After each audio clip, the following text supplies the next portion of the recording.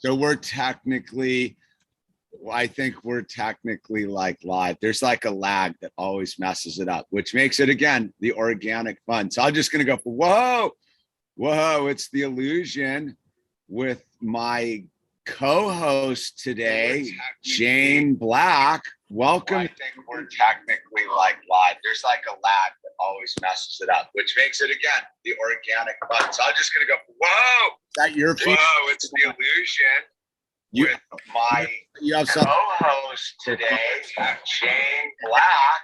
Welcome. I think we're technically like live. There's like a lag that always messes it up, which makes it, again, the organic fun. So I'm just going to go, whoa. Is that your feet? Whoa, it's the illusion.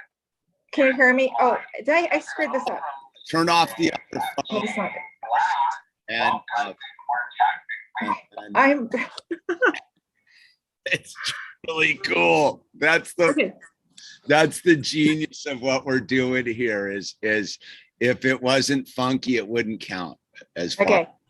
Yeah, because I thought, so this is what I thought. I thought I could listen on my phone, which has the better audio. But it's like a 45-second delay or something. That's the problem. Yeah, not gonna work. No. So let me just, why don't you introduce yourself for a second and I'll get us dialed in.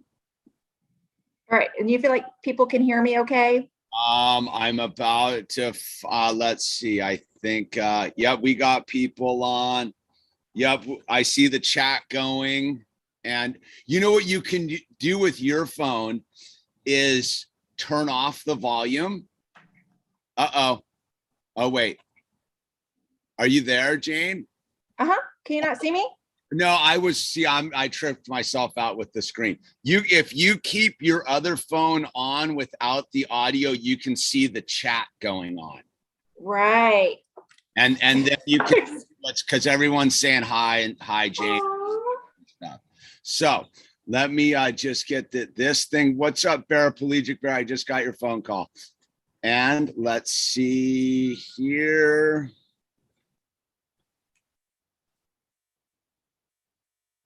We're almost there. Done. Save.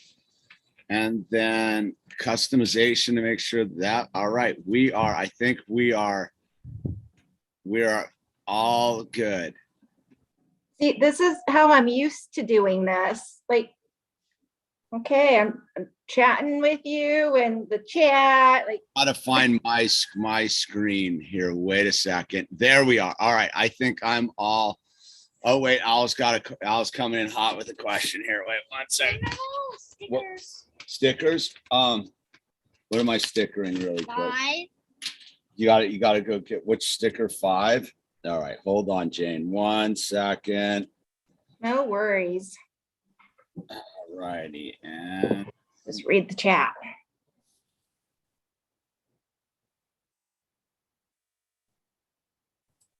that's pretty good, right, Bird?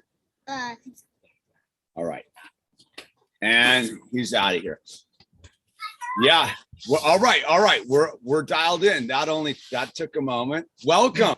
I love the turquoise ring, by the way. Right off. Oh, thanks. Thank you. The power of the turquoise. So we are welcoming another member of the tribe to co-host with us today. This is Jane Black. And welcome. So I don't know what do you got going on? What are we chatting? What are we co-hosting about today? Pressure's on you now. Oh, too funny. Maybe just for a little bit, since we're part of what we're trying to do with the co-hosting thing is just to get to know the tribe and us a little bit better, because I've seen you on. How long have you been on the chat watching our stream here? A couple years, right? I'm pretty new, actually. Maybe a year. Okay. Yeah, if that. I don't remember exactly. You came in post the old way. Probably. Pandemic. You're one of our pandemic people. Yeah, totally. Well, good. So, well, that's the thing, right? I've only seen you as Jane Black. So now I actually have a face, a wonderful Yep. face to see, which I always found was one of the awkward parts about doing any of this YouTube stuff was I didn't know who anyone was unless I met them. Like they happened to be passing through town and emailed me and were like, can we go get a cup of coffee or something? Then I would know who people are, or I talk to them. And it's like Lily on the chat, right? Like I've talked to her a bunch, but I never actually like saw her till she did the co-hosting thing with me. So I'm stoked to see you and get to know you. So you have a couple kids, you were saying, or children. Right. I feel like, so I feel kind of like I'm at a deficit here because with my eyes, like I feel like I can see you. I can't really see if I'm looking in the right spot or not, which we had that conversation. And then I feel like I'm just yelling. Does it sound like I'm yelling? I think from my perspective, you're doing perfect. Okay. And I think we just go for it. Like All right. that's sort of I mean, you know how I do it. It's we just go for it. Right. We leave the production quality to the fakers, right? Right. I think next time I'll set up the laptop or the computer. It probably would be easier, especially with these old lady eyes. Like they just are what they are. They've been around. I've been struggling to fully commit to the glasses. They're getting more and more into my routine, but I still get super bummed about it. Like I'm like, man, they're going, aren't they? And then it seems like it's more of an evening thing for me than a daytime thing. Yeah. They're pretty, nothing's blurry. Well, I'm fine reading up close. Like I just have to do this. Like, and I can read, for days, but I'm corrected for like far sight or nearsightedness. Like I can't see far. So, yeah. I'm the opposite. See, I need it for the detail work stuff. I can see quickly like out there, but I guess it all sort of blurs together. So Jane was supposed to be on the Wednesday, and life interrupted here at our headquarters. Okay. I canceled it the last minute because it was just not going to happen. And then we're here today impromptu, so you didn't get a chance to get anything set up.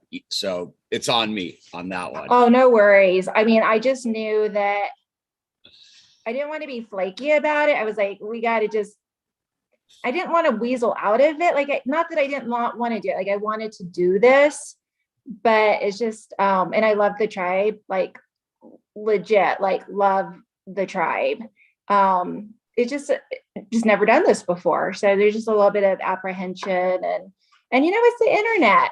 People, keyboard warriors. I mean, there are trolls out there and they aren't nice people. And not that I was worried with our crew, but it's just, are they going to figure out where I live? Not that I'm leaving that interesting enough to try and stalk or something, but you just never know. No, well, that's the interesting thing with, we're pretty wrench heavy here. Yeah.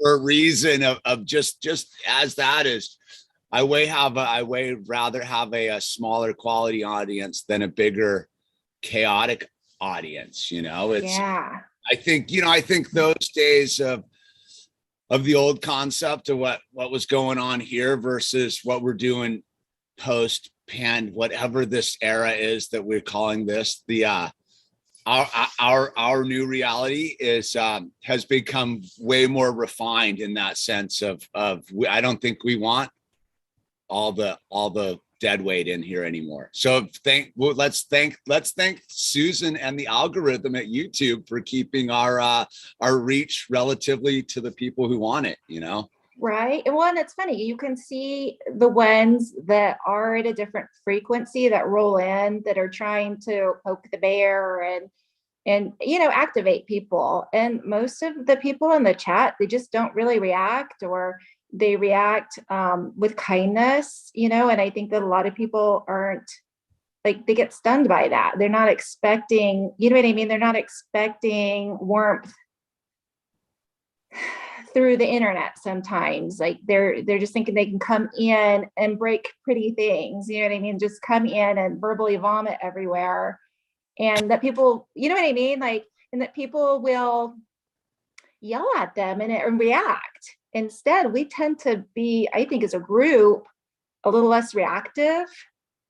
Yeah, in some ways. No, it's, what's funny, I early on in this thing, because I've been doing this almost 12 years now. It's crazy to say that, but in the beginning, I remember when I had my first moment of in the comments section, because that's how it all used to be, was the comments, where I was like about to jump in on something that someone was blowing me up about, and just due to what I was doing, like I went and got a drink or something, and all of a sudden, like, the people that watch my videos had launched in on them. And I was like, okay, I get it. I don't need to even participate in that aspect of it. Like, I stay out of the comments. Like, I figured the comments really aren't for me anymore. And if I'm going to go look at them, I definitely knowingly take a risk of getting deflated for the day. Because it's very interesting from this perspective. Like, you'll read 1,000 like supportive comments, and then you'll read one real dark comment that somehow wormed its, because the ones that are just lame dark, whatever. Yeah. But there'll be ones that kind of they hit the nail on the head. So if you're not ready to go reflect on that aspect of self, it can be very very questionable. Like, I don't advise anyone who's doing this look into the comments unless they're ready to look at the mirror, because it's only your reflection back. Because the only way it can hurt my ego or feelings is if they've actually tapped into something that bothers me. So one way to avoid that is just not to look. Exactly. But it's so funny because this culture is the FOMO, the fear of missing out. I mean, I see it on a lot of different YouTube channels where the content creator, they have the most fear of missing out. They have to know every single comment, even that's like detrimental to their health. And we're talking people who have some millions and, wild, bizarre platforms. I mean, long story short, I kind of have some autoimmunity issues. So I'm in bed a lot. And that's kind of when I started watching YouTube, because like about 3 years ago, I just couldn't do much of anything. I was having some really terrible health symptoms.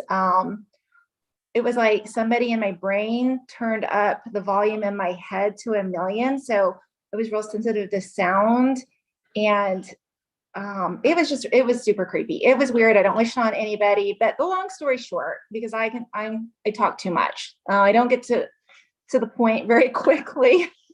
We have time. It's like, I'm not a linear thinker, and it will drive people nuts. My thinking is just, but I end up to the point, it just might take me 5 hours. But anyway, that was my introduction to YouTube, was just that I was by myself, trying to heal, trying to exist. And it was just YouTube creators. Like, I started out watching a lot of van life videos, because that was something that I can't really do right now, but it was just something that I liked. So I would listen to those. I would listen to like homeschool moms who were homeschooling, but who had children, like 12 children. So, because I have 3 at home right now. My oldest one is 20. He's pretty much flown the coop and doing his own thing. But I don't know, somehow seeing these mamas with 12 kids trying to organize their day and get dinner together, and how they organized, it just got me through the days. It got me through it got me through a lot of loneliness. Anyway, but in that you observe, like I would read the comments and you just kind of see like the psychology of the people leaving the comments, and you can see a lot of like how honestly evolved the person is, in my opinion. So for me, it became kind of like a psychological just analysis in a way, just because the majority of people very reactive, like the majority, like the comments that people like are the mean comments, like, or the real opinionated ones, the real black and white, like judgy comments, like people will like jump on those. But the comments that seem to be real critical thinking, seeing both sides, understanding that things aren't black and white in life, there's a lot of gray. Those comments, they never get the likes. They get a handful. So I don't know, that probably was a really like a tangent, but anyway, that's that makes total sense in like what we're up against, right? Yeah. Is there's a certain, I mean, that's where I've realized too, is I think there's a certain element of it is just bots and artificial intelligence trying to interact with living beings. I think there is a certain aspect to that going on with these platforms where it really is programs trying to do machine learning in real time via comments and chats and those things. And then I think there's just a certain, I think we're dealing with it right now in society. It's just, there's a certain element of people are just very mono, you know, that's really where they're at. They're just black and white. There's no nuance to them. And right. So if they aren't, you know, it seems like it's the darker, lower frequency energies are very mono. And if you've gone to the higher loving positivity vibrations, then you can't be mono in that spectrum of it all. Exactly. And the ones doing that, they're not getting a lot of attention because the ones that are over here don't even know how to get their hooks in it. Right. And we're experiencing that with the whole coof, right? And the saucing. I mean, it's that or so, who knows what the majority is thinking at this, like the actual truth. I guess that's what I want to say, because of all the algorithms of robots, like we don't really know. Like it's so easy to take that mainstream media. It's so easy to take these platforms and manipulate them so that people think this is what the majority of people are thinking, like that everyone is pro for these mandates. People are pro for jabs. People are pro, right? Like it is hard, and they're doing that on purpose. I mean, they taken away the dislike. You could kind of get an idea on some of these news pages regarding this stuff of like how many people actually disliked an article regarding maybe a pro mandate thing. And then you saw the numbers and you were like, a lot of people don't like this in comparison to the like, you know, and I think that's why they took that out, because it was revealing truth. Exactly. About, I'm probably not making any sense.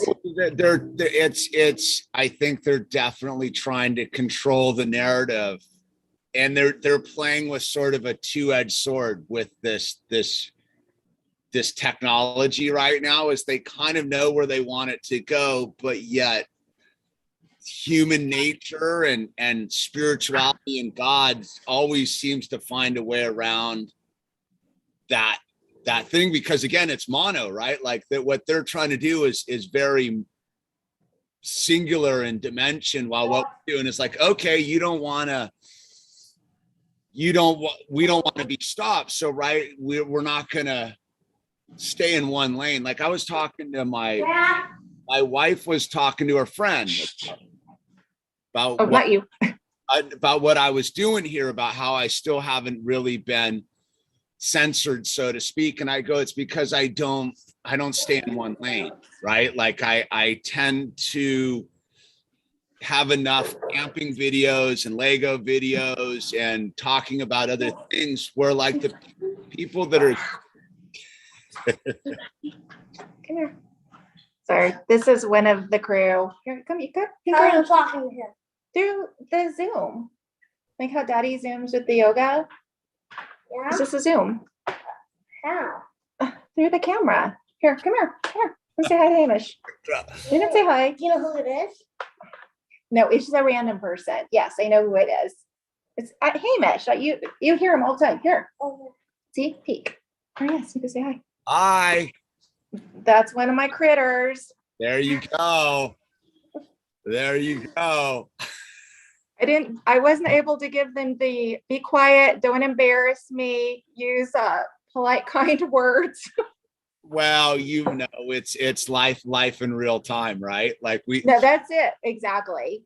Well, that's the interesting thing with the exposure to the feedback loop, right? It's kind of what the email you sent, the text you sent me yesterday is like, it can be very intense because people get a lens into it, but it's very like if I'm on here for, let's say, an hour, like that's 1 hour of the 24 I have in a day, who really knows what's going on over in the other 23, right? There could no telling, but though you'll get the one thread, and I try to keep that sort of unpolished for that reason. Is like the thing that I found with life that I think's gotten us into so much trouble is this trying to make it look a certain way. Yes. To appease other people's perception of us so that we can get that like radar ping back that makes us feel like we're doing a good job because they see us how we would hope they would see us versus how we really are, where we'd have to look at our truth. Like it's like the email I was talking about from whoever it was about Owl, and the whole thing is like, as much as I didn't like where it was trying to go with it, there was some sort of truth about it where I had to like look at my own path, so to speak. And it was like, I had to kind of dig in deep for myself because that's kind of what I signed up for on this true life thing. Is like, when I get these emails, like, I'm like, all right, man, like, because it opened with I didn't want to send this, but I'm going to jump in on your life. And I'm like, all right, like, let's see what it has to say. And I'm like, dude, like, all right, there's a lot of like validity in there, but like where they're trying to steer the end result is something like I fundamentally am not part of. I think we've moved past it as like a human culture. I think that yes, that one of the things that I've tried to do is definitely like listen from the heart more and allow it to sort of play itself out a little bit deeper and know that everything. I mean, I work in recovery and like I'm a sober alcoholic. So like, I know that most things that we do on the surface are tied into like these internal struggles we have. I don't know. Go ask Daddy for help if you need help. Sorry. That's a homeschooler right there, right? Right. When he had our kitten, I should show the kitten. You got a new kitten? Yeah, it's super cute. Born in the house, like an actual. We adopted it from the Humane Society. That's how we've gotten all of our girls. But yeah, you can here. I give everybody. Everyone loves kitty cats. Oh yeah. Well, you know, the cat thing is that's where the internet gold is cats. Right? Cats and kids, actually. Well, it's the interesting thing is someone explained it to me, is why it's such a big deal on the internet is because people take their dogs with them and they can interact with other people's dogs in real reality. But most of those cats, they don't travel with them. So it's like they only get to see other people's cats via the internet.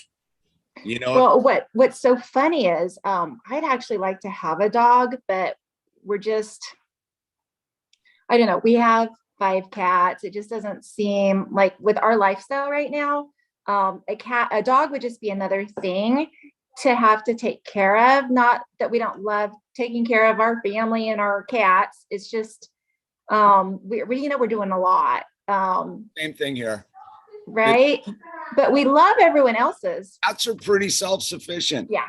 You know what I mean? Like dogs are a needier critter, you know? But you know, what was cool was I went to the park this summer, ride my bike every day usually. And I have friends who have dogs and would go to the park and just sit and chat with them. And it's its own world. Like, I get it. It made me want a dog. Like, if you like people, get a dog, they will come. Like, if you, like, if you're social, like, I was just like, and it's like what you said, because cats, we can't take our cats. I was like, I need a dog. That's why I don't have one, apparently, is I don't want a bunch of people talking to me. No, for me, the dog thing is like, I want to get one for Owl, but it's not big enough. I think I'm a big believer that dogs should be able to roam and be dogs. And you shouldn't have to leave them at home and all that. It's like they should roll, and I'm not there well, and we like to go camping, like you guys like to go camping, and ideally, like, we'd like to take a dog with us and have a water dog, because we're big water people. We like our paddle boards, we like swimming. So like the idea of a dog, the perfect water outdoor dog, hiking, biking dog, I know it's out there. Like, I know, and I would love to make that a reality for my kids. My kids would love a dog. But then I don't know. I call it not being ready for that next level of love yet. I mean, the cats are just easy, man. Cats are easy.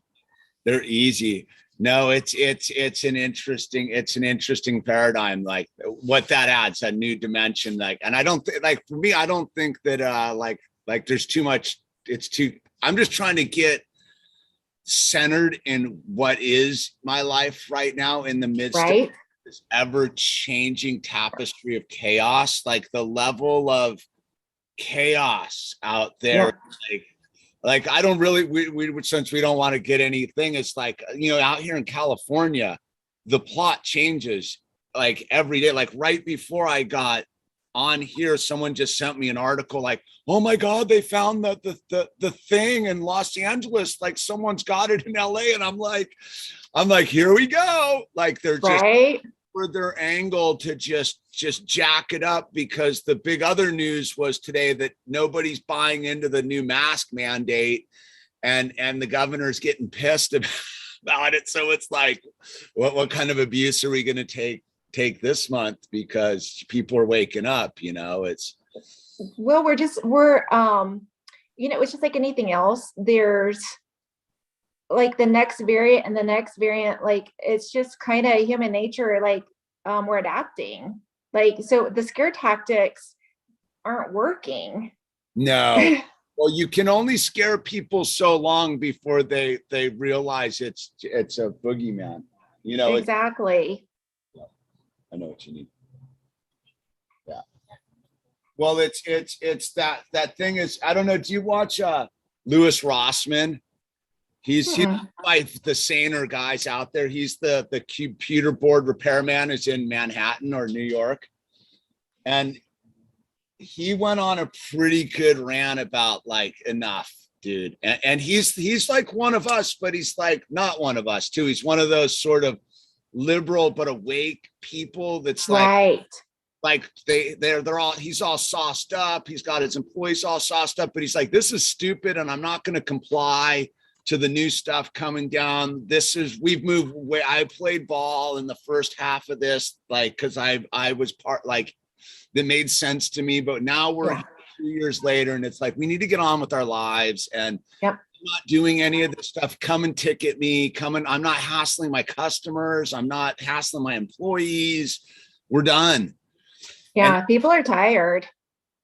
I'm exhausted. Like just the energy, and just kind of doing this on the other end of, the emails you get from like young people. I feel for them, like, we're lucky. We've kind of built our lives for this. It sounds like you're a homeschooler, right? And so when all this happened, it wasn't like a big shift because our kids were already at home.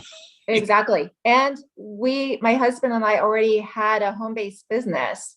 Actually, what was funny was we were excited to have everybody home on the rest of the block, like seeing people outdoors walking, like, because we were able to go outside. So people could go, like, there wasn't any mandate here on you couldn't go outside. So people were riding bikes and walking and jogging. And I mean, they were still pretty much when it was that quarantine, still, doing the 6 feet. People weren't really maybe going to other people's homes. I'm sure that there were some people who were at that time. I was just rolling along with it. Like, I felt like in the beginning, and being a nurse, I think I was just like everybody else, kind of in the, what is this? What are we dealing with? But quickly into it, I was just like, I am not buying into the fear. I can't, like, I mentally and physically can't. If it's my time, then it's my time. I lived a good life. I've loved people. I've learned, but I couldn't let it get into my head. And that was when, and that was early on. I mean, I would say 2 weeks in, and then just watching it unfold. I mean, just so weird. It's been real dumb. Well, that's the interesting thing about, like, the human response is like, you had to hedge your bet to the cautious side in the beginning, right? Right. Like, who knew? Like, it could have been anything. Who really? Well, like, I wasn't going to bet as a person who started getting prepared in January of that year, like, I saw what was coming. And then I got some clues, and I started looking around when all the was disappearing at the Home Depots, and they were talking about how the Chinese people were sending the buyers over and they were buying up all the stuff. That was in January. And I was like, okay, like, whatever's going on, I'm not even worried about the coof. I'm more like, people are crazy. Like, let me just hedge my bet that, like, the people are going to get weird. I don't want to be involved with any of the weirdness. I just want to be able to kind of like sit this one out because it's going to get freaky. And then, and then when it all came out, because we had all gotten rocked by it, like, health wise in like months before. Like, my wife got it in around Thanksgiving. When we first moved in here in Thanksgiving, she was like, had it for like a week plus easily. Like, she was worked. And then we all got it right at the beginning of January.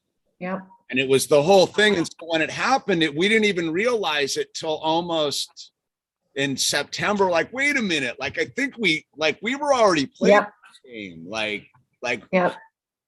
But when it all happened, we were like proactively like, this is stupid. But people have never relaxed around here, though. I get California, they're crazy people.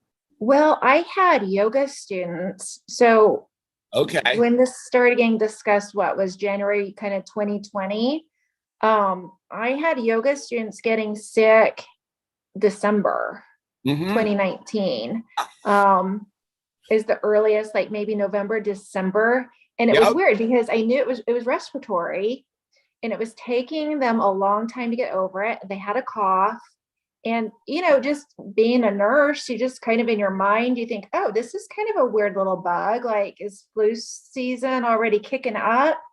But everyone just kept talking about being tired and the cough. And so I didn't really think much of it until later on. But what got me going was when it came from Wuhan. And then it comes out that there's this lab there. And I'm like, come on, people, that is not a coincidence. No, it's all too stupid. Like, it's really like the worst written C grade movie of all time. Like, if you really took like a I took a lot of, I used to try to write screenplays and stuff. I did a lot of Sid Field and like read all those, how to write a screenplay books. And it's like a poorly written screenplay with bad dialogue. Yeah. Yeah. It's horrible. If you take that step back from it and you're like, what? Like for me, when the spell was 100% broken was when the governor of California was like, we don't have enough cotton swabs. And I went, what? Because like all the real sort of truther people were like, oh my God, this is all like the coordinated end of it all. And I like the minute I heard that, I go, they're wrong and they're not prepared and nobody knows what's going on. I go, this isn't anything except a bunch of idiots trying to take over the high school with smoke and mirrors and being like, they pulled the fire alarm and just, Yeah. In a cash grab.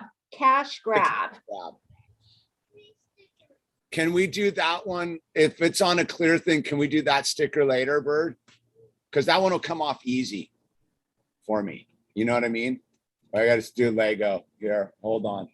Awesome. Let's see. That's those. See those, how those are. I got to get those in there right. I need all my tools and stuff. But this will come off easy. I can do it real easy. Just do it easy. Yeah, but I don't. Oh, I got my glasses right here. Hey, Sarah Connor, Marie, Lily, Gunler, Hedgy. You got your thing. Yeah. Child of God. I'm like, just quickly, Trichome. It's like all our friends in here. Yay. I know it's pretty cool. We got like our own little world here. It's the best world. It's awesome. I've always been like a weird chick, I'd say. So it's just nice to literally, like, you created this tribe and we get each other, like we get what's going on. Like, it's awesome. And I love how you bring out all the time. There's Al. Hey, Al, I have to show you something. Look, that's Jane. Say hi. Hi. Well, Daddy. Whoa. It's like an owl. Look at that. Isn't that cool? Oh, I have it. I'm caught somehow. Anyway, he's cool.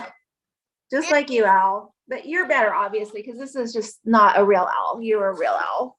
There you go, bud. How do I do? I do good? But he's pretty.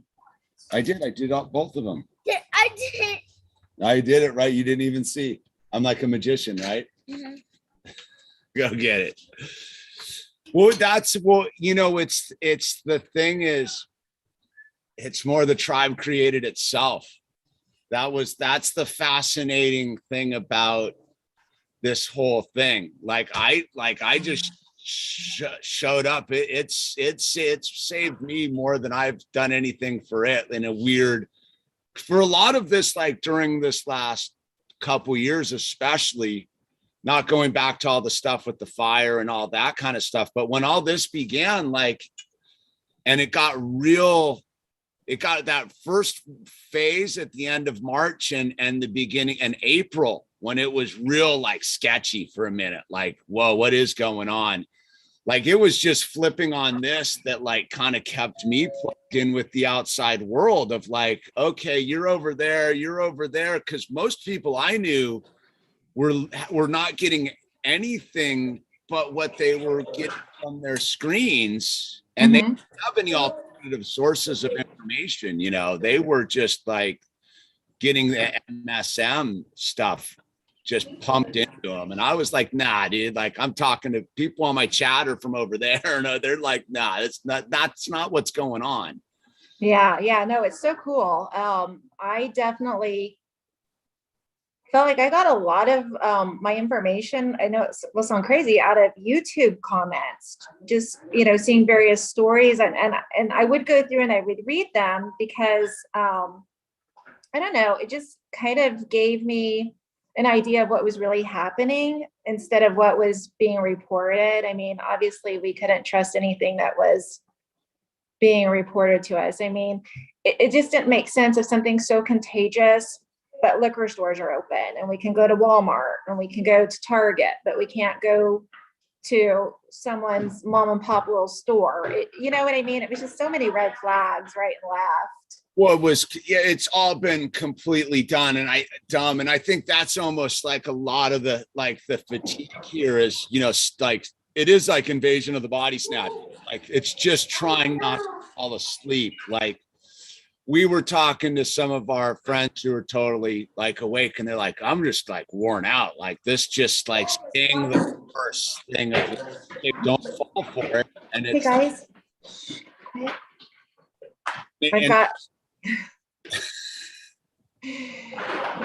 I got a house full of boys here right now. that's great. Well, It's fun. You have an older and two younger ones. Yeah, I have my oldest is 20, and then I have my daughter who just turned 13, and then my boys are, it is going to sound terrible, I have to think about how old they are. 11 and 9. Oh, okay. So the boys are similar in age, so they can wrestle each other and like get into mayhem on their own. Oh, it's bad, Hamish. So I have a little brother, but he was born when I was 12. So obviously, I mean, I was not going to fight with an infant. I mean, my brother is more like my first kid in a way, because I helped care for him. So I don't have this experience of boys and brothers and the fighting that goes on. Like, I struggle mentally with it all the time, because I'm literally yelling, peaceful household, but it's not peaceful because mom's yelling. And so I'm always trying to find that balance of honestly, like, who's going to end up in jail because the way they go after each other. And I'm like, y'all, that if you were an adult, that's assault. Like, you would go to jail for pounding on some person at the grocery store. But then there's that they're brothers, kind of like you were talking the other day about, like, the boys just pound on each other. I mean, they just, they get together. It's almost like puppies in a way, like they wrestle. But I think that having that experience of only having really had sisters, I don't know, I have a tendency to stress out about the boys, even though, like, everyone who's been a boy, my husband himself included, is like, this is what boys do with, like, this is their normal. Like, there's nothing, no one's going to jail. No, that's where it's been a little bit interesting over, because it is such a weird thing out here as a parent. Like it's not there. I struggle with the thing, because we live in a weird neighborhood where there's kids everywhere, but everybody's so weird now. Yeah. And the normal people who were across the cul-de-sac moved with the child that was just Owl's age, and they were buddies, and they split to North Carolina. They're like, we're getting out of here. This is crazy. And so you bump into that thing where it's because he's talked about it. It's like, it's very difficult for him to, like, because he needs that, right? He needs to go and do that, because when he was first, say, he has a friend who's like, they were born at the same time. They've been together since little Nice. little ones, little. And I remember when they started old enough to do their thing, and the mom, my friend, she was too old, right? That are like, I want to say 5 years older and like 9 years older. And she's like, I remember they would get into like the things, because the girl's a little bit of a tomboy. And then, they were like 3, and they would get into things. And she's like, dude, just let them work it all out. Like, they got to work it all out. They're going to be fine. Just let them. They're going to be crying. And as long as they're not like bludgeoning each other, they work it all out. Like, you don't need to intervene. Because at the first I would always be like, well, I got to go. Like, she's like, no, dude. Sit here and drink your Perrier with me and talk about whatever. You'll know the difference of the cry, that the screaming that's different. And I was like, okay. And it took me a while to like trust their dynamic. of being children and problem solving and their time code. Like for me, like as if I'm an adult and I had that kind of an interaction with another of my peers, it would take a whole system of reality to kind of bring that back together. But their time frame's so different. It's literally like 5 minutes. They're crying 1 minute, and then 10 minutes later, they're laughing about some juice or something, and like right. And you're like, whoa, like, and they forgot all about, like, they were battling over someone stole my Lego or right. this, you know, Mortal enemies in the moment. And then, you know, but I still want to play. But weren't you mad at so-and-so? Yeah, but we still want to play. Okay. And well, that's I think where there's been the struggle lately, and on the home front here is my time frame and perception as a 52-year-old man versus a 6.5-year-old boy, when we're sort of co-realitying together by the nature of what we're doing. I forget that he's got a different perception of time, especially, yes. and the thing goes. So I'm operating in my time code and my like, yeah. And because I get like, that's the thing, is like, I'm super like even keeled until like a certain level. And then it's like, nah, dude. And then I go, and then it doesn't work anyhow. It just, because he's mine. Like, that's what I was trying to, like, the person who sent me the email was like, I go, you're telling me to do something, but we're not at a house that isn't like no comply central. Yeah. Like, he listens to me on the phone with all these other parents. He comes to me to these protest meetings. He's listening to me doing all this. And like, so I'm going to be like, you've got to comply. Right. Like on a certain level. And I've asked myself that, I go, if he's my mini me, which he is, and my whole mission is we're not complying to a certain level, but like, you need to go over and do that right now, and finding the balance of what is growth issues versus like free spirit stuff. Cause that's where I struggle a little bit, is like, what am I deadening on the beautiful reason why you're guiding another being into this adulthood, and what is me just being annoyed, you know? Well, and it's also, I think some of the old school thinking, in my opinion, children, I don't view my children as my property. I view them as my responsibility. And I kind of view them like bonsai trees, you know, we got to clip and snip, but they're still going to be like a maple tree or the apple, like they are who they are. And I honestly, my children have a lot of free speech in our home, which is good and bad. Children are our best mirrors. They really are. And we have speech here too. Oh man, it's hard. You know, that laugh, you know. So I don't know. I mean, I flip-flop. Some days I'm like, that's a beautiful way to put it, like the bonsai tree thing, because I mean, that's what's so interesting about this time. Like, I'm like on a certain level of like a full like granola hippie on a level, but due to the nature of where everything is, like, I'm like kind of like a right winger, which doesn't make any sense from like my true, like, it's this thing that gets labeled into these things, which definitely confuses these paradigms that I exist in, of like, well, what am I looking at here? You know, right? Like, where is this balancing out versus this? Like, it's like a thing, like we're like, one thing like that I struggle with is he does not like to get Doesn't like to get what? dirty. His hands dirty. Like, oh yeah.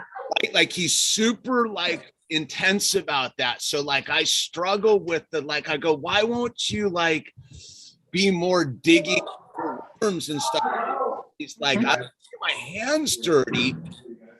And it took me a while to get around that thing with what we do. Is it doesn't have anything to do with the one. It's like he just doesn't like to, he gets super bummed. It doesn't matter if it's inside, outside, wherever it is. The minute there's stuff on his fingers, Gotta wash them. like bummed. Yeah.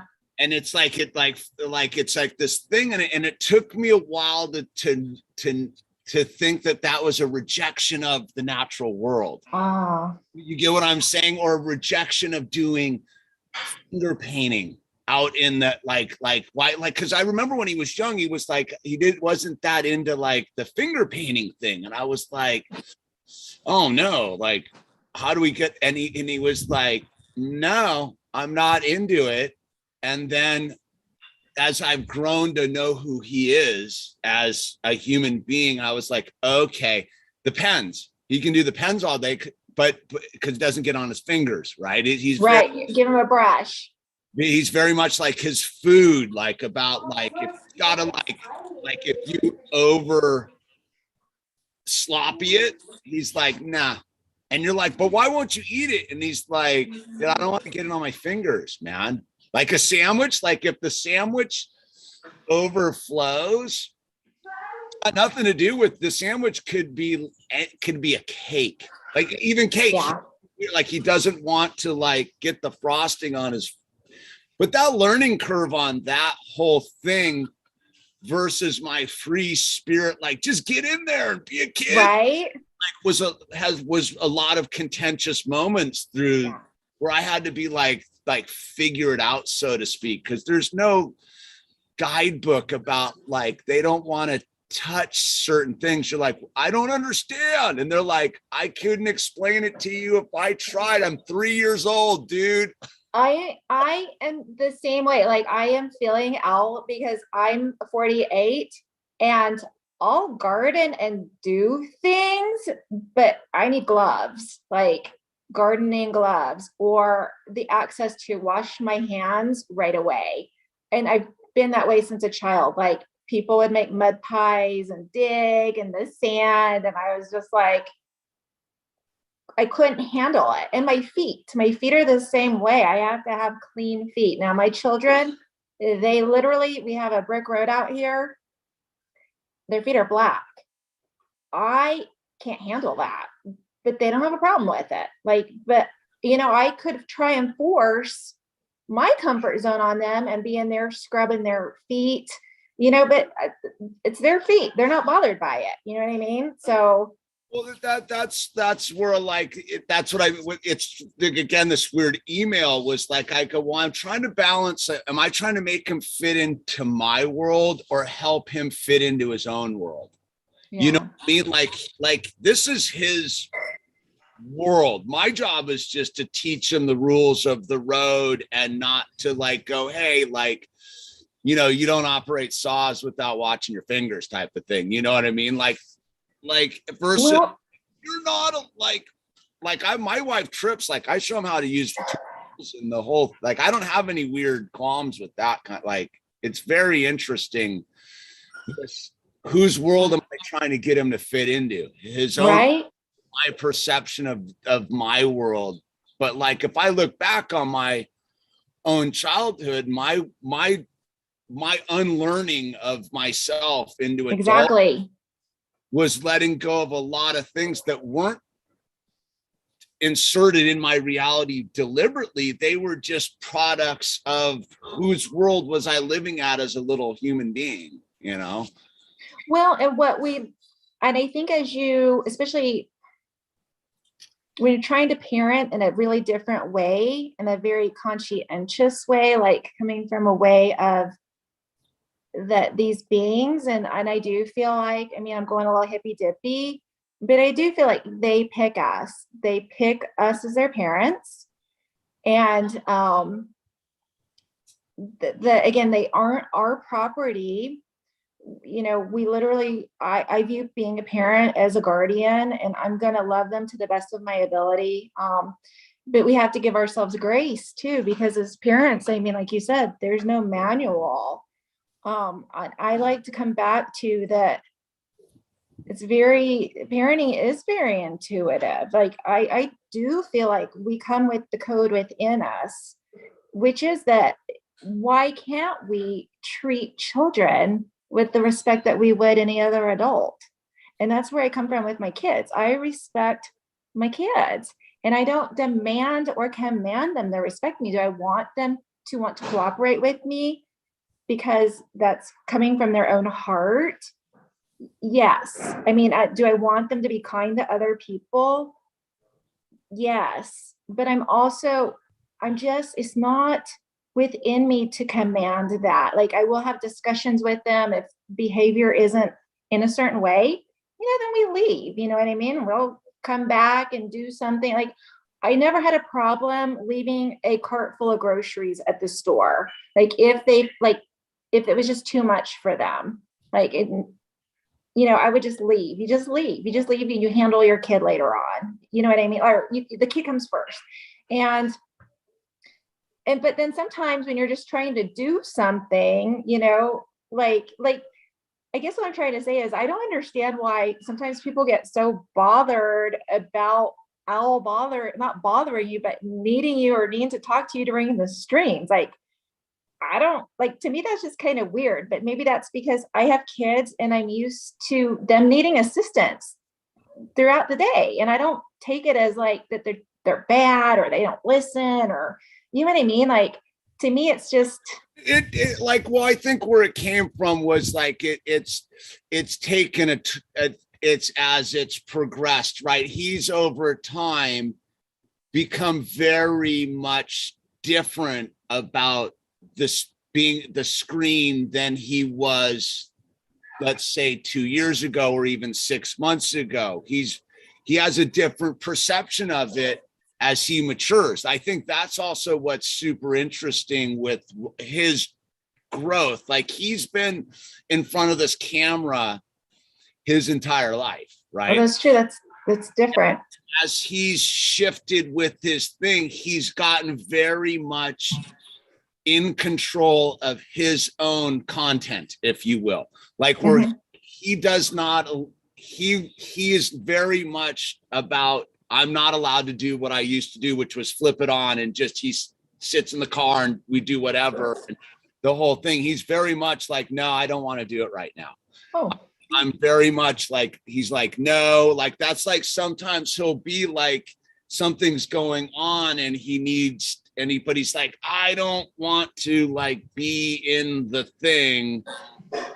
And so there's that going on. And then there's just the aging dynamic of this scene that's going on here in California, which because he's grown up in this wacky world during this thing, and he knows something's not right. Like he knows this and articulates it very well. Like, his big code line is he knows that he would say, is she on our same page? Is he on are they on our same page? Are they on our same page? And I go, yeah, but it's not like that. And sometimes I go, you gotta he's even more militant about the mask thing than I am. In a weird way where it's like, okay, like he's like, no, not doing it. I don't want to be around it. I don't want to have anything to do with it. And so it's gotten him like, and this is where I got to take some responsibility as a parent, as being a sort of dug into, I'm not going to comply. Like, that gets picked up in a very different way as a 6-year-old child who's watching his parents battle this thing, but it's not like we're even battling anything. It's just our lives have changed. Right.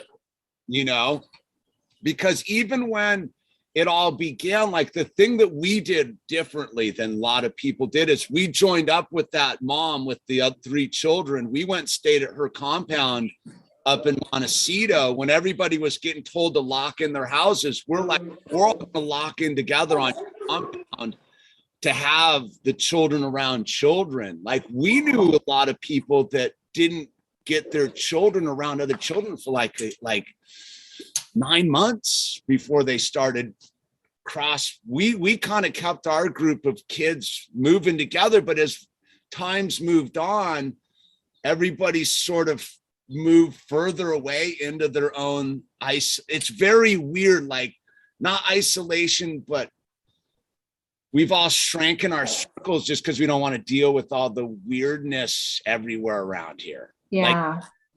Like even like they're like his friends having a birthday party at one of those trampoline room things, and they changed the mandates here like this week, and it's this weekend, and I was like, hey, what's up with the mask thing? And she's like, yeah, it's like 30% like are gonna have them or not, don't wear them. I asked him, I go, dude, he's like, are there gonna be masks? And I go, probably some of them will, some of them won't. It's like, I don't want to have anything to do with it, man. And it's like, you know what I mean? It's like a whole thing where, and so everybody's moved their children into different environments to keep them safe from themselves. Like his other best friend, they take his son to like this little teeny nature school where everybody's on the same page, but it's way off the grid. So their big expenditure of time is in a totally different direction, where we used to be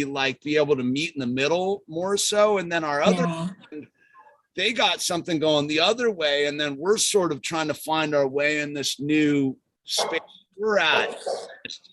You can't go down to the park like you could in the beginning and just like, here, go play with the kids. And it's very weird.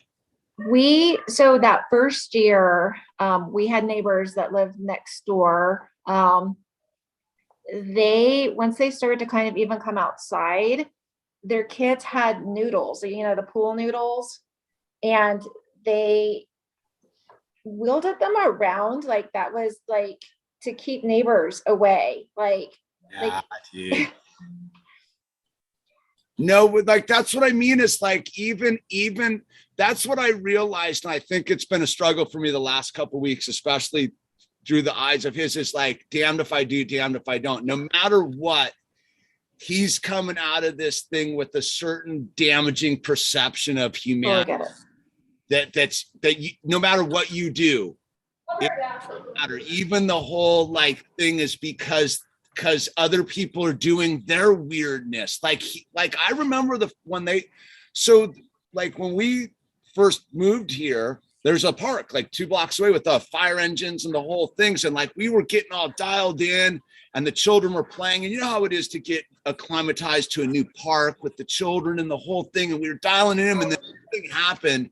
And then they wrapped the whole park with caution tape and took the swings down and the whole thing for 9 months, right?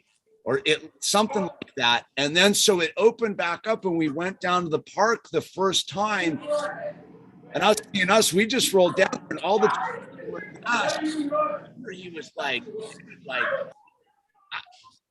I don't, this is freaking me out. And like,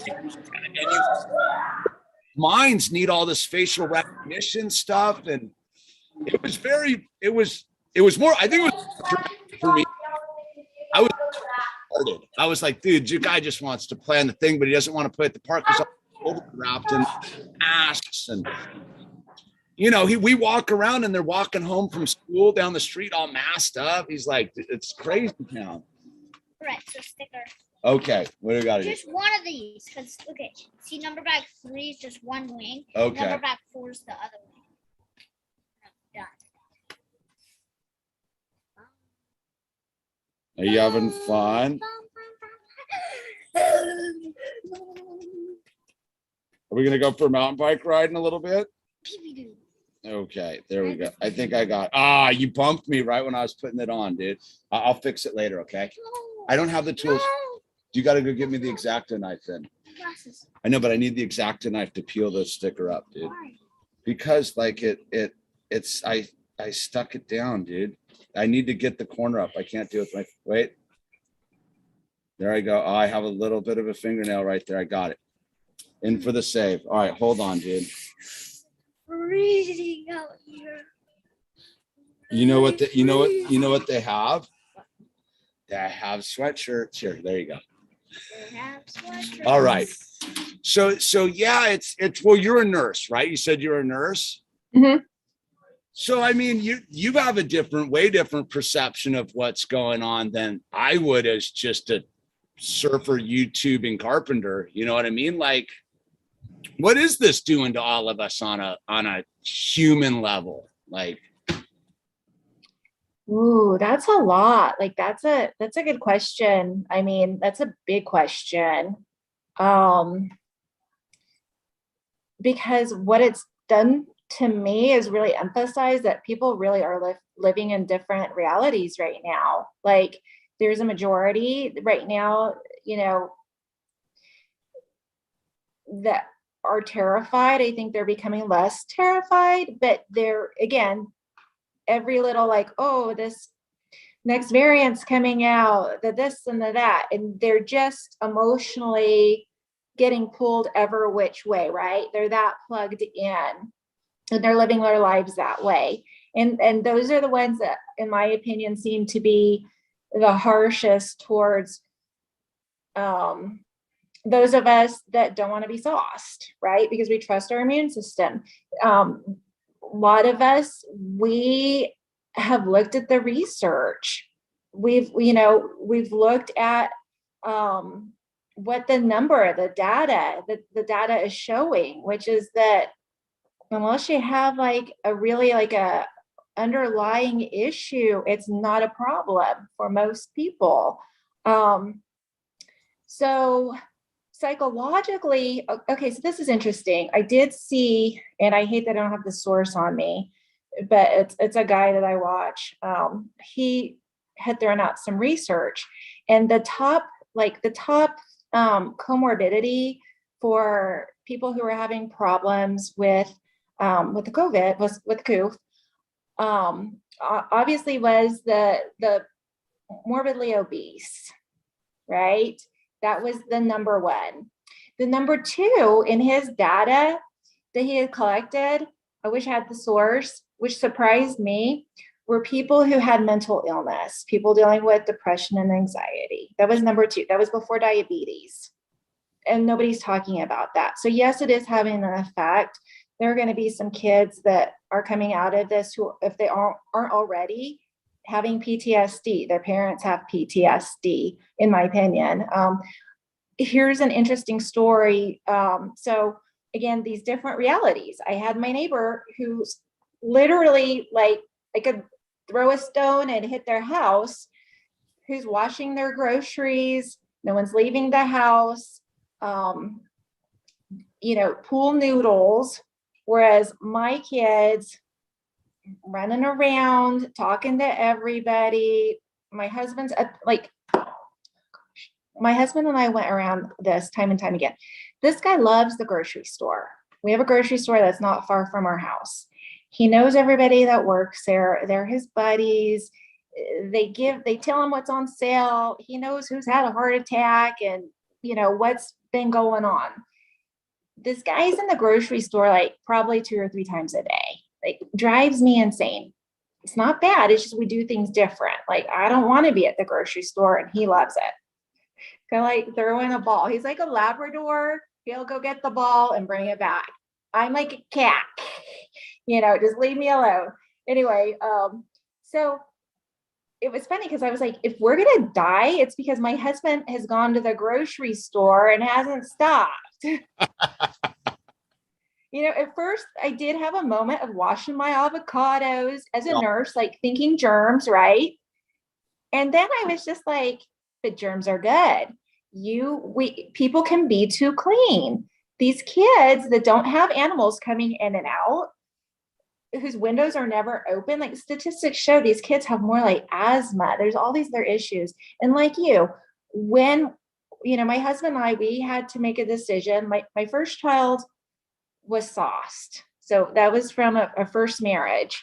And I really didn't feel like I had a choice in the matter. I know that sounds terrible, but I feel like his dad and I couldn't, like, I didn't want to sauce the noodle, but I didn't really have a choice. So these other three children, they've never been sauced. I mean, noodles were made at home and packaged at home. They were home birth.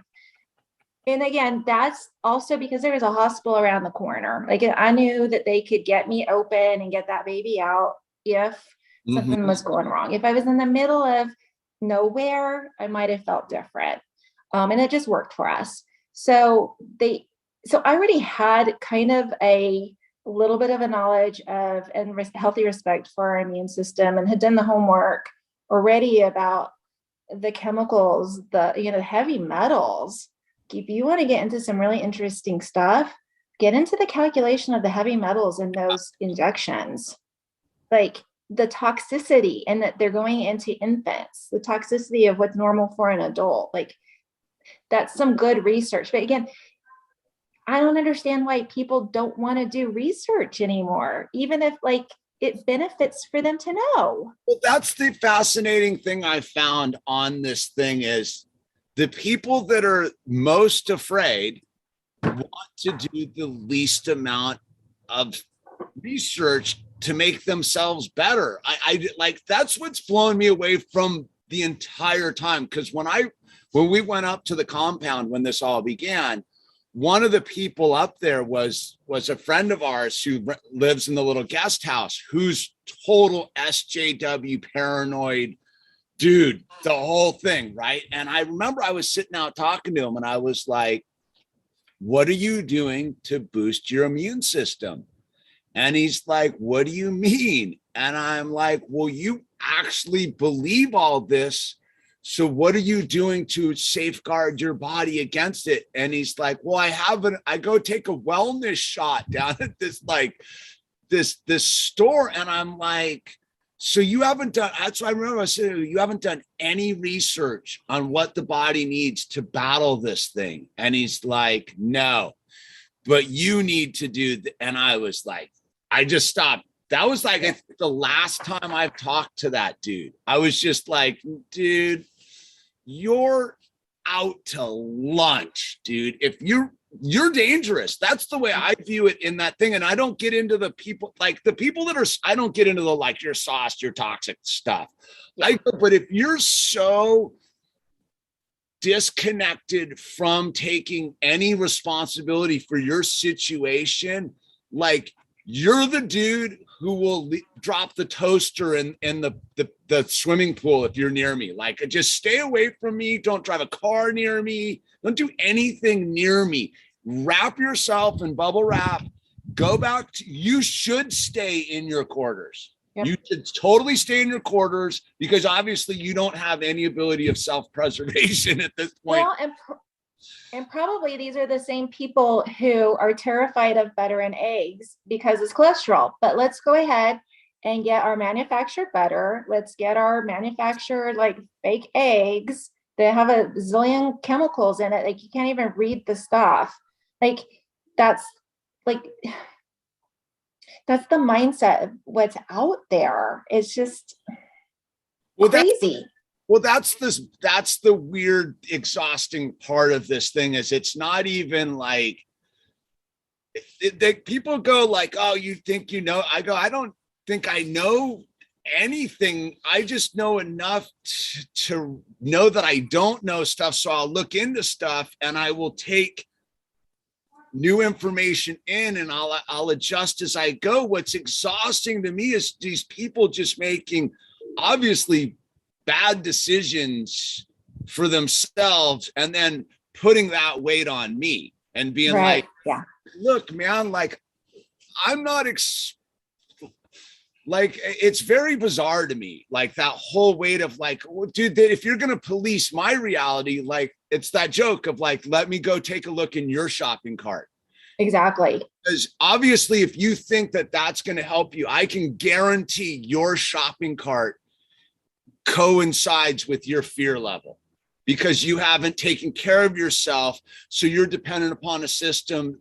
They seem to be commingling, and it seems like almost across the board, most people that are tuned into this kind of take care of their diet to a certain degree, kind of help their body be nutritionally strong and vitamin strong and all that kind of stuff, but also have a spiritual component. There seems to be like a huge thing that's going on here it's kind of why I don't do into specific, like I'm a Christian, but I don't get into that, like for what everyone else is. I just go, if you have any sort of like relationship with spirituality on any level, the odds of you not buying into this con job exponentially seem to grow from that.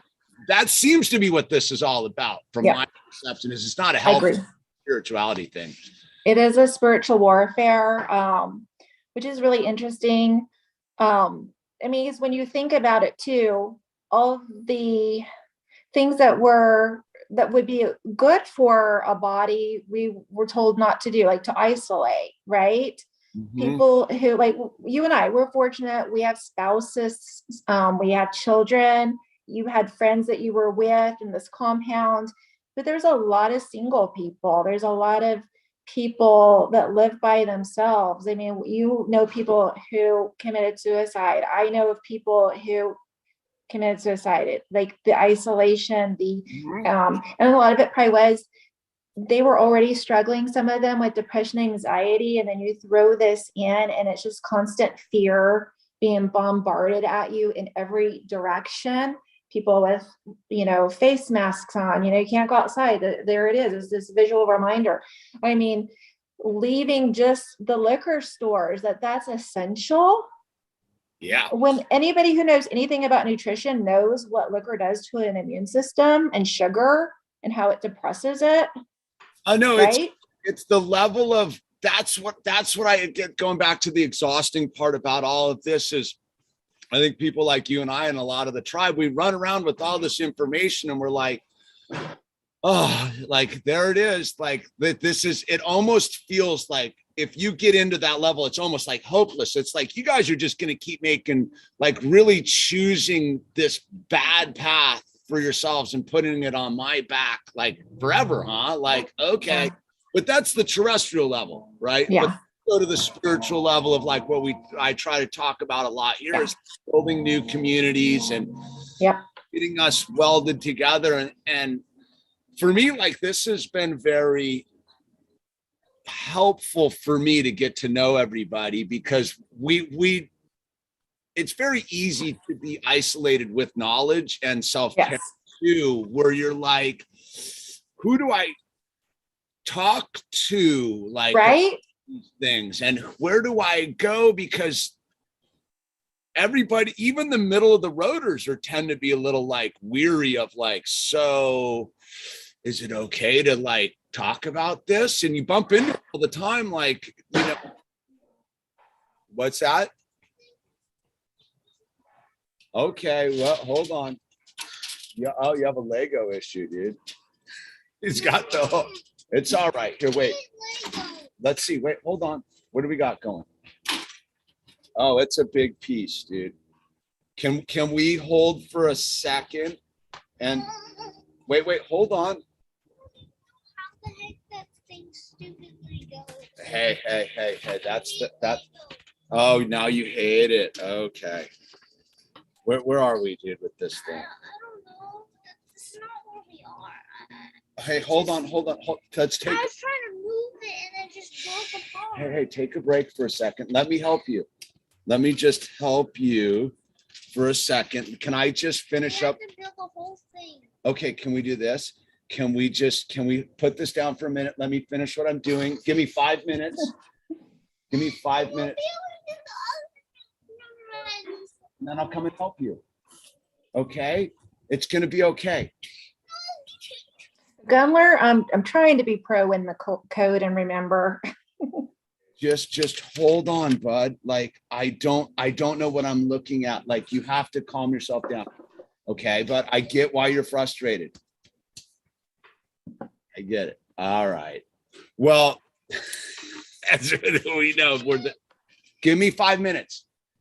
Yeah, but then also like the vitamin D, right? Like seeing in New York City where they closed the store or the parks down, and people live in skyscrapers in New York City. Like they don't have, most of them probably don't have a backyard. Like during that quarantine, I just was so relieved that I had access to outdoors, the state that I live in, and that I have a house, and I was just getting my vitamin D every single day, getting the sunlight. The kids are playing. And I think you might think this is interesting. I don't know. So that summer of 2020, they did not open the public pools here in our town. And my kids are all like, my husband is from California, was born in San Francisco, grew up in Santa Barbara. Like, I tease him that he has gills.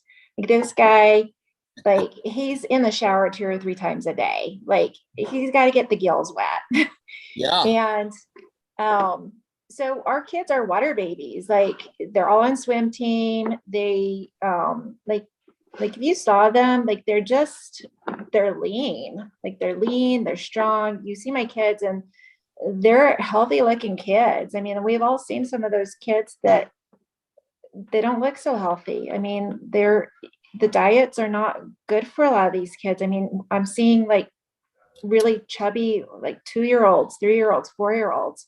Like, and that's hard. Like as a nurse. Facts are in that the childhood obesity thing's gone off the deep end with this whole thing, where like it's really like a super concerning problem. Yeah, type 2 diabetes, you never saw that in children years ago. You just saw that in adults, a type 2 diabetic. If you ever saw a diabetic child, that was type 1. But now type 2 and diabetes in young people is just astounding. Like we should be, as a society, honestly, like to me, that's more worrisome than this coup. Like let's be worried about, we've got some serious issues, and it's the food. And anyway, that's a whole nother rant. But during that summer of 2020, so the public pools closed, but my husband and I, we found a neighborhood pool, and it was a membership only pool, and it was open the whole entire summer. And it was brilliant because there was a sign and it said no masks past this point. Yeah. And so for my husband and I, what we strove to do was, even though we were in this middle of this like psychosis, kind of like, I don't want to call it psychosis, but just this, whatever this, this pandemic, the fear all around it, we were still trying to keep it at bay for the kids, keep things normal, and give them their summer. So yes, it was a different pool. It wasn't their same people that they were used to. They had to make new friends. My husband and I had to make new friends. But it was pretty evident because these were the people, and this is just that summer of 2020, like it was pretty cut and dried, like these, because there was no masks. And if they were afraid to be around other people, they weren't going to be at the pool. Do you see what I'm saying? Like it was pretty like a lot of like-minded people, even though we might have differed on things, we wanted our pool. Well, no, I think that's where it's to grasp this thing is like let them have their weirdness. And we just need to really start focusing on building our own civilization within the civilization. It's like those, the Russian dolls, right? We just need to build our own doll inside the doll and be like, okay, and not draw any attention to ourselves, not be all flamboyant about it, or like, that's where I realize is even pointing and going, hey, is almost like, we do need to push back on it, but we also need at the same time be building our own thing. Cause I think that's how we get around it, is like our own private world of like, look, you want to play that game of like, we can't participate. That's great. Like we'll go make our own clubs and culture and books. And that's where it's got to go, because and our own healthcare centers. I think that's where it's going. I mean, we had the doctor on here 2 weeks ago. There's a, like, one of the gals who's was fighting on the school mandate with us. Like, she's an ER nurse. She's like, dude, this is like, it's real, but it's not real at the same time. She's like, what's going on with the respiratory stuff? Super real. Like, we look at the x-rays, the whole thing. What's going on as far as societal madness is totally not real. It's Yeah. the joke. And that's Well, like an ER, a huge pro fight for the patient's right ER nurse. And she's like, Yeah. this is not right. And I think we're going to see all that as they're going to yeah. move into our own parallel. Well, and you know the old saying, like, you can worry yourself sick, and people do, right? The stress from money, stress from family, stress from whatever is like, that is one of the number one risks. Like, if you look for any sort of cancer or any sort of thing, it's always like stress is right up there. It's up there with alcohol use, like, as a factor in a lot of these diseases and cancers and whatnot. So if you can worry yourself sick, then you can do the opposite. You can come into this higher frequency, and you can come into health with what you think and what you put in. So this campaign of fear, it was designed, that was orchestrated, and it's so evil and so hateful, like, that if people, I think that it's too much for a lot of people to even grasp. Like, they can't even, like, the imagination for some of them can't, it's like their minds can't comprehend it, because I think that maybe it would be just too much, right? Like, you just, who wants to comprehend that? Right. But even like, it's into the thing is, even comprehending it is such like this, almost like the next level of the thing too, is like, I find that it's even facing it is almost like this weird energetic thing that's very like weighty on the thing. And it's like, I know I can't ignore it. I really found for me, like, a lot lately is actually getting involved with pushing back on it as a non-energetically negative being, right? And trying to push back on it, not for trying to change anything, but just to try to go link up with those who would push back too, to find and to do something about it. I think one of the things that we're struggling with is, especially those of us who see what's coming, is like, what do I do? Like, what do I do about it? Because it's like, yeah, you can harden your own like personal defenses in your house and the thing, but we're still dealing with the chaos of being families, right? Like, Yeah. like that's still, we still got to take care of ourselves and deal with our own just stuff. And then you go into the outside world, which is chaos. And you're like, oh my God, like, how do I stop this juggernaut? And then it's like, oh, all I got to do is sort of plug in, and it makes me feel like I'm doing something. Yeah. It's really, but yeah, it is a death of 1,000 paper cuts, right? And I think everyone forgets how much power they have to just single-handedly say, no, I will not. And I don't need to do it in conflict. I can do it just communicating. Like, that's, I found for me, is a lot of, that's feeling a lot. It's like, here we are, right? Like, we're already in the ether, wherever you are, we're communicating all this, like, it's going out. We're not just sitting in fear going, oh my God, this is happening. It's, it is happening, but it's, Right. we're not doing something about it. We are actively participating in each other's lives. Well, and also, you know, you have to remember about the frequency is that us staying out of fear, not that we don't have moments of fear, we're human beings. We have bad days. We have those times where it's like, what the hell's happening here? Is it ever going to stop? Is it like uncertainty? But overall, I would say that, like, our not being fearful is in itself something very important, even if we don't feel like we're actively protesting, or, you know what I mean? Like, putting it into action. I truly believe that keeping that fear out as much as we can and keeping into that love space. And you're always talking about that, find out someone's name, give, say hi to people, open the door for someone. I really like just come back into my heart. That's going to be a huge key of this huge key of our frequencies, and just getting enough of us to have that love frequency. Like it has to be tied into that. Right. Absolutely. I think that's the thing they're trying. That's what the war for is, to turn the good hearts dark, right? Is to just turn the bright lights off and just be like, oh, and it's no, you can't. And the more and more I look at it, the more and more I'm like, it's ridiculous. Like the actual level of fear.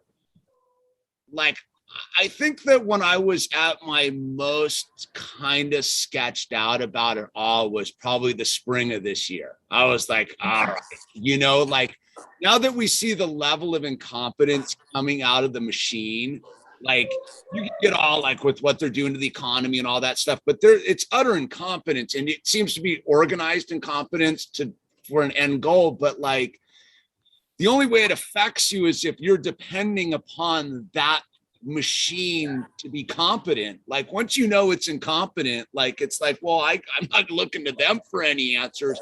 And I think when we saw, like when the big election happened and the kind of chaos coming out of the top, we're like, oh my God, the juggernaut's gonna get real grim.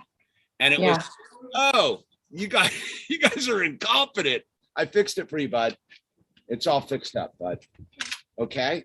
There you go. Okay. And then I'm going to wrap it up. We'll go for mountain bike ride. Okay.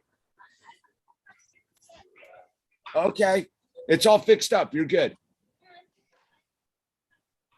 Okay. And then we'll almost. Okay. And then we'll go for a bike ride and come back and finish it up. Okay. All right. We'll do what you think's best. So I think that there's a weird thing where like, I've realized that like it's almost. I'll make some hot chocolate when we're done. Dude, for the whole hour, I didn't let you have way more time. I know you did, and I appreciate that, and I do. So I will make some hot chocolate for you, and then we'll go for a ride, and then we'll finish up the Lego set. Okay, we'll have hot chocolate. How about that? Right now? Yeah, I'll wrap it up right now, and then we'll have hot chocolate. We'll get our final thoughts here, and then I'll make you hot chocolate. You've been a trooper. That's where that comes. Like, dude, come on, man. Like you're talking forever. No, so I think that for me, I think we've moved past that level of it where it's like, okay, next to like utter barbarism and ultra violence, which I know according to like spiritualities and the rules of the universe, they can't actually inflict on us, because then they don't get what they want. Is they want to get our souls, right? Like they can't take our souls from us. We have to give them our souls, and they like lopping off our heads doesn't do what they want to do. Like they have enough willing people that have signed up to like take and I think we just let it play itself out, and we're going to end up on the bright side of the thing. Like, the Muppet song, Yeah. It's like, with the whole toilet paper situation, there was not one day that I didn't have toilet paper because I couldn't buy it. Now I had toilet paper because maybe I forgot to buy it. That's a real possibility here. Like we forget, but like we found toilet paper. I mean, it's just maybe, we didn't find like we are Trekatarians. I confess, I want to grow a garden. And I'm always like, Adrienne, we have to get a garden. Hamish is talking about the garden and we have no garden. And anyway, but so far we've had plenty to eat. What I'm trying to say is we've had so much abundance, even though they're trying to still like throw out, like there's these shortages, and my family has never wanted for their next meal. No, I think that's where they're trying to get you in, like to buy in. That to me is the most fearful thing to do, is be like, it does what it does. Yeah. I don't need to like trip. I just need to slowly back away. Like, okay, like I'm dependent upon it, but I see that it's utterly unreliable at this point. So safeguard myself, and I don't need to like, I'm more hopeful than the more and more I just realize it's owning my own life. It's working on my own life and getting the Well, and Hamish, don't you feel like you signed up for this mission? Like it's in a soul level? Like, why would we sign up for a mission that was going to fail? No, I didn't sign up to. No, no. That's what I mean. It's super exciting, but it's like overwhelming sometimes because like we're just humans, right? And all of that stuff in us, and we have to fight through that. That's what it's exhausting. It's not so much that thing. I already nailed that. It's more like my own, like, oh, like how do I feel about it today? Like, okay, I know it's all BS, but I'm not really feeling that sparkly about it. Like, oh, that's exhausting. Like, I got to get up, and got to try to get all like, I got to be positive. And like, okay, I'm gonna not be positive today, and it's just like, well, sometimes I struggle with that. I'm like, I feel like I'm just waiting. Like, it's like, that's what was so exciting about coming together with finding people who like that were similar, because probably I feel like I really like, I always knew I was different coming into this earthly realm. Like, I never really, the things that other people found rewarding just didn't mean it to me. Didn't mean to me. I mean, I was in high school writing on my math papers, how does this benefit the world, me? Like, you know what? And then I'm getting dragged into the counselor's office. Like, I always just saw things differently. Being popular, I didn't care about. Like, the things that normally most kids care about, they just didn't do it for me. And it's only intensified as I've gotten older. And so when you talk about the trinkets and the things, like, I have a neighbor, she got sauced because she wanted to get a tattoo. She wanted to go to Mexico, and she wanted to go to a concert. And I'm just like, what? I mean, enjoy that. Like, that's the interesting thing. Like, they don't really have anything I want. It's just same here. But they have a lot of good smoke. But I think what it is, Hamish, is that if we went and we pulled the high frequency tribe, I think a lot of us are visionaries. We see the potential of what's this place, this beautiful earth could be. And it's frustrating because why can't it be that like that? I want to be doing it now. I'm ready to do it. I don't want to make money just to see how big my account can be. I want to serve other people. I want to have a beautiful earth. I want for people to truly aid each other in healing past trauma, collectively coming together, like for something bigger and beautiful, like this evolution of what it means to be a human being, like what it could be. I 100% agree. I think most of my life, I've been very disappointed on the overall output of what we could be doing. And I think we're at the jumping off point. Like, we have a chance to build this new reality, but we got to go through the detox and the whole growing pains thing. And it might not be for us. I definitely believe it's for our grandchildren. Like, I think that Owl generation is going to have to be the rocks to get it to the next spring.